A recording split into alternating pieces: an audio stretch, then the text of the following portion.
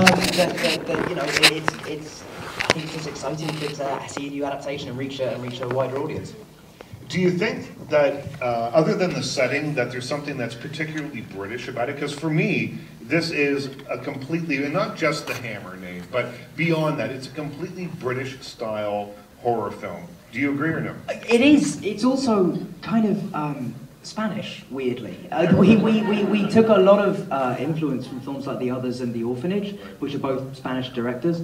For some reason, they have, you know, Spain and South America as well has a real affinity with this story. I think after London, the play's been running in South America for, I think at least 6 or 7 years in some countries. So I think it's about having a relationship with the afterlife and with ghost stories. I don't know about the British thing is interesting because, of course, I don't see the Britishness because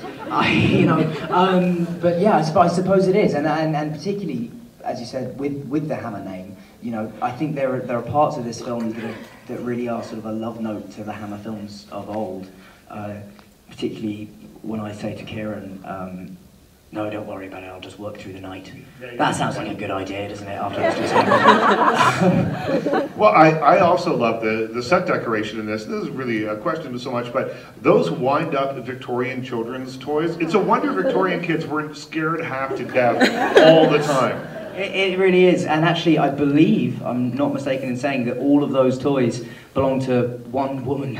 Really? They're in one house in America somewhere, yeah, I know, and some of them are, actually my favourite shot in the entire movie is there's a shot where I'm walking across the room with a candle and James cuts to a close-up of the monkeys, you like this one as well, and the candle doubles as their pupils. Really smart, so cool. Like, I had no idea, at the time that's just one of those little insert shots that they don't, you know, I wasn't aware where they filmed that. So when I saw it in the film, I was like, oh, that is brilliant. Well, you were telling me backstage here that you were kind of watching the audience a little bit and trying to gauge reactions, and who was You three were particularly entertaining, I have to say. I believe it was you especially. I was sort of, you watched a lot of the film sideways like that. No, but it was, I think it was, but it's kind of interesting because I couldn't, when I watched the film in London, I was much further back and you can see the whole audience react, and I didn't have a sense of that here, so I was just watching you guys. Oh, okay, cool.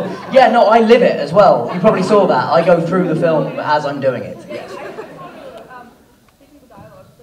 Oh, was I?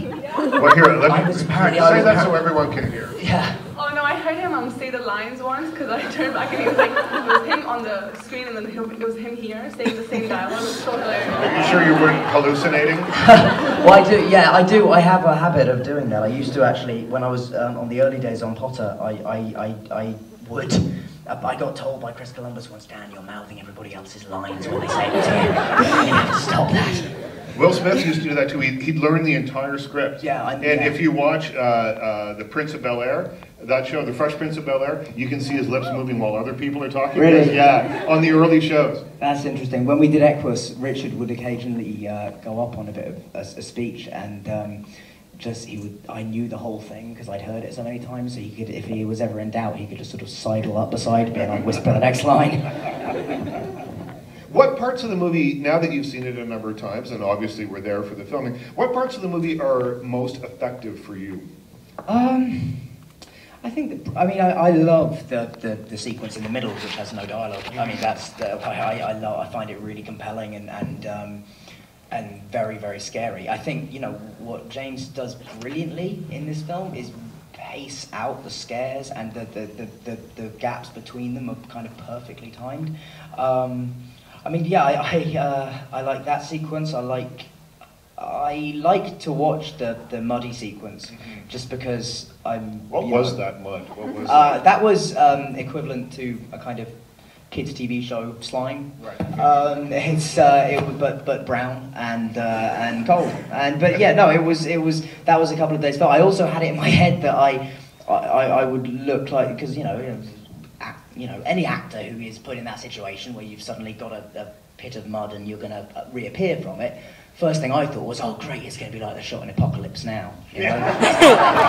That's what I thought. But then I came up looking like Al Jolson the first time. So like, that's why I had to kind of do a very quick white to stop myself looking like a minstrel.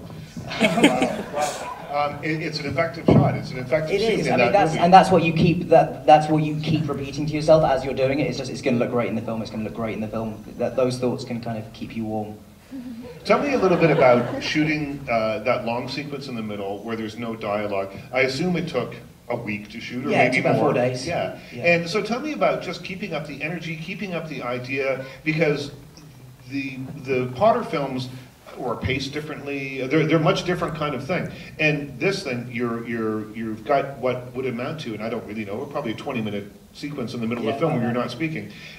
Did it feel weird while you were shooting it? Did you have to talk to the director and say, work me through this, because honestly, yes. I don't understand it? Yeah, well, kind of. I mean, it after a while, after you've been playing on a set for a few days and reacting to similar moments, right.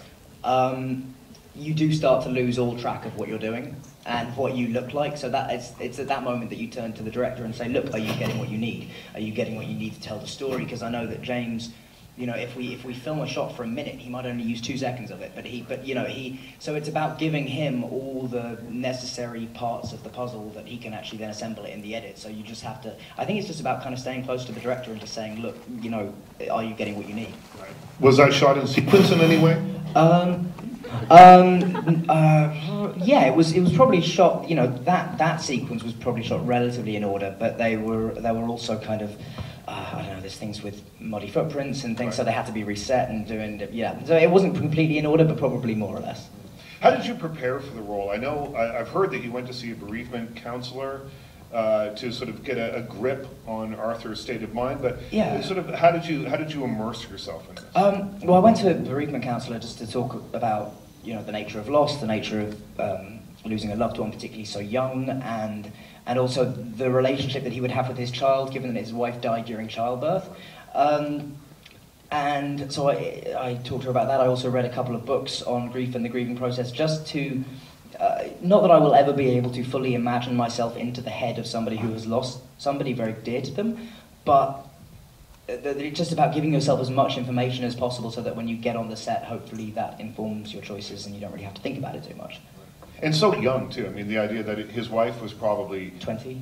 Yeah, and so and taken away at such a young age under tragic circumstances. I mean, obviously, there's a lot to that. There is. I mean, the other thing, my sort of starting point for Arthur was I spoke to a couple of friends about depression, about what they had been through, and the thing that struck me most was they all said about how exhausted you are, physically exhausted.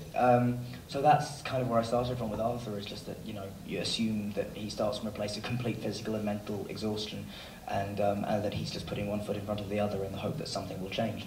Interesting, though, for Arthur, and we can talk about this now that everyone's seen the movie in the room, that it's as though he's rejuvenated by what happens in the village, because it suddenly gives him a reason to live, because his son is on the way. So it changes his whole mind frame, and I guess that's what drives him, right? Totally. I mean, that's what keeps him there. That's what he is.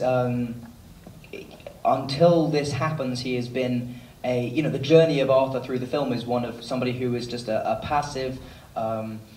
Not even participating in his own life, really, to somebody who is forced to fight for their survival and suddenly realizes that he has something to live for and that he really loves his son and wants to protect him and keep him safe. The saddest line in the movie to me is early on, when your son is drawing the pictures and the sad face, and he goes, well, that's, I can't remember the line, but he says, that's what you look like, Dad. Yeah, no, it's very sad, and Misha delivers it with fantastic comic timing, because it is actually, for some reason, very funny the way he does it. But it is, it's an incredibly sad idea, the fact that this man has just, is unable to look at his son without being reminded of his wife and can't fully love him. It is a sad story, and then it's interesting because the ending divides people. I'm sure it has divided many of you. But I always loved it because I thought that was a very clever way of kind of having the best of both worlds.